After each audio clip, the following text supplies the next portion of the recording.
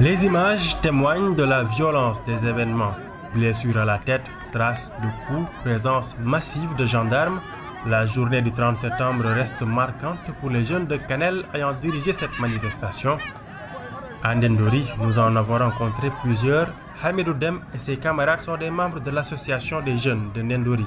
Ils ont allé jusqu'à l'extrême. Parce que les bavures policières ont fait aujourd'hui à Ndendori des choses inoubliables. Ce qui a fait que les forces de l'ordre qui sont là, nous ne pourrons plus les aimer. Parce qu'ils sont entrés jusque dans nos maisons pour torturer des gens. Et puis là où ils logent, ce sont nos émigrés qui ont construit ça. Ils n'ont même pas pensé à cela. Je ne peux pas comprendre qu'un gendarme prend une personne, lui frappe et torture encore une fois et prend ses photos, les divulguer dans les réseaux sociaux. Ceci qui est anormal. Tandis que la population n'avait pas demandé une chose qui ne peut pas ne pas être faite. Trouvé dans sa maison, ce vieil homme nous rejoint en pleine interview. Il attend toujours les résultats de l'enquête administrative sur les actes des gendarmes en ce jour de répression. Mon maison, il a rentré dans mon maison.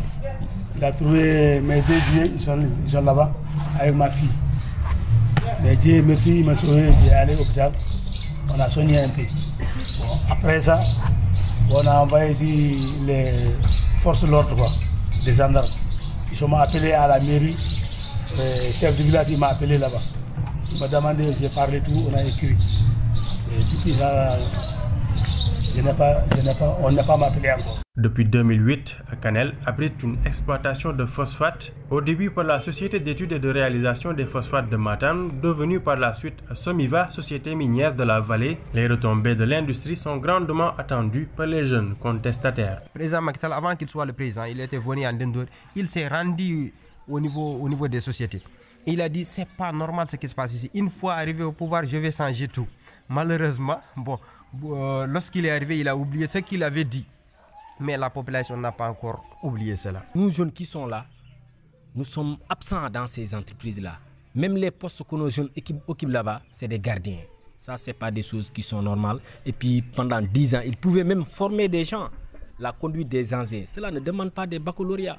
Donc, si vous m'empêchez de cultiver, vous allez me donner quelque chose, ce qui est normal. Ce qui est normal. Mais vous m'empêchez de cultiver, alors au retour, vous ne me donnerez rien. C'est cela que la population a compris. Ils ont compris, sans pour autant être debout, ils n'auront rien. La concession minière de 25 ans pour une superficie de 650 km² est principalement à cheval entre les communes de Ndendori, Hamadi Ounaré et Orkadiéré. Sur des centaines de mètres, une clôture en grillage limite l'accès à l'exploitation minière. Les gros engins à peine visibles derrière les montagnes de sable excavées s'activent pourtant dans ce qui était des champs. Leurs propriétaires n'ont toujours pas reçu de compensation. Mamadou Diong est secrétaire municipal de la commune de Hamadi Ounaré. C'est sûr que c'est implanté sur des terres déjà existantes, des terres de population, là où ils cultivaient pas mal de champs, surtout des champs de Hamadi Ounaré. C'est eux qui vraiment détiennent vraiment qui sont les impactés les plus conséquents, Parce que les autres, peut-être on peut dire qu'ils sont impactés, mais c'est au niveau de l'exploitation. Harouna Dia fait partie des impactés de l'exploitation. J'y ai 3 champs. Les 2 sont à l'intérieur de la mine. L'autre est divisé en 2 par la concession. Lui et des dizaines d'autres habitants de la commune attendent toujours la fin du recensement. Elle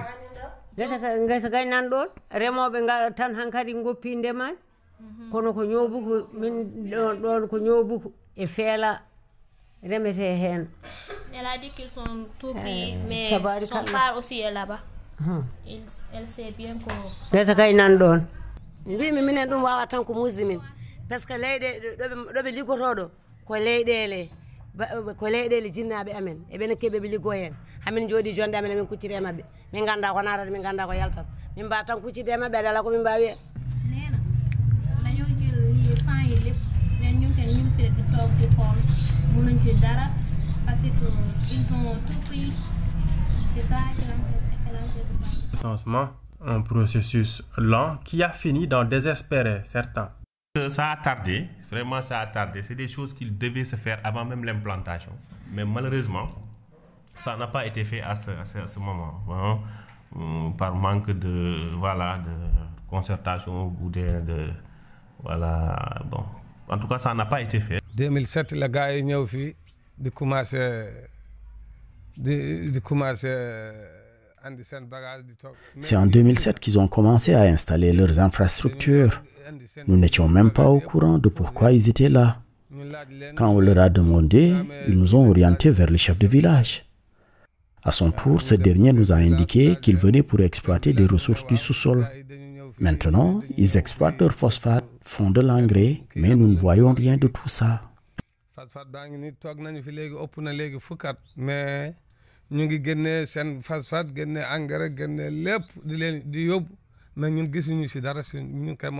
Un dénommé Dieu, il nous a beaucoup aidé pour qu'on reçoive nos indemnisations.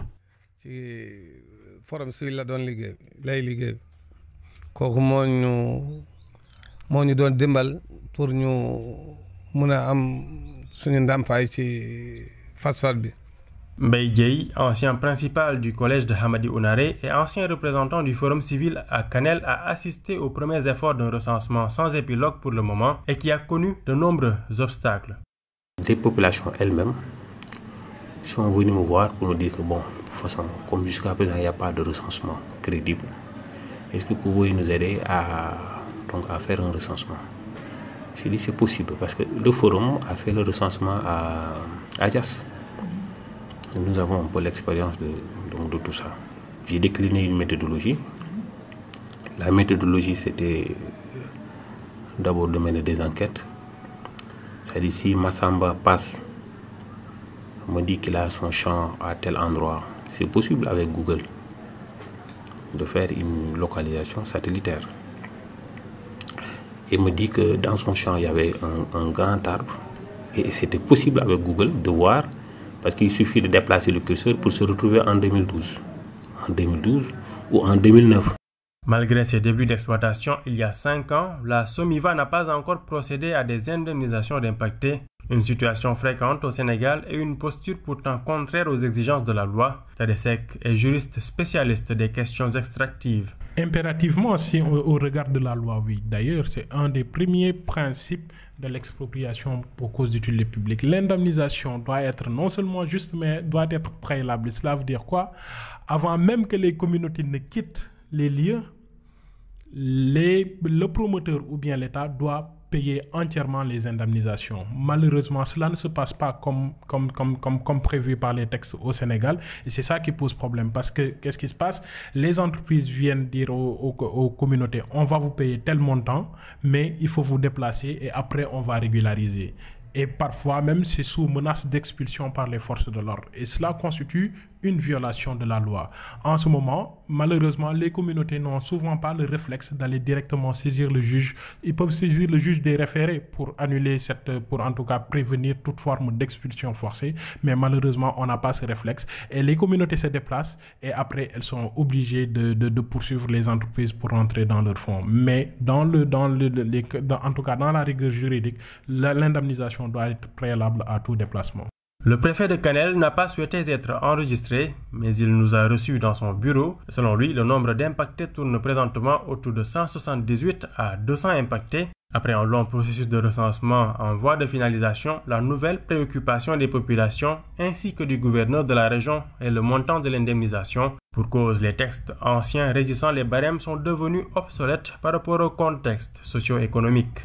Nous avons souhaité recueillir la version de la SOMIVA, mais nos requêtes n'ont jusqu'ici pas abouti.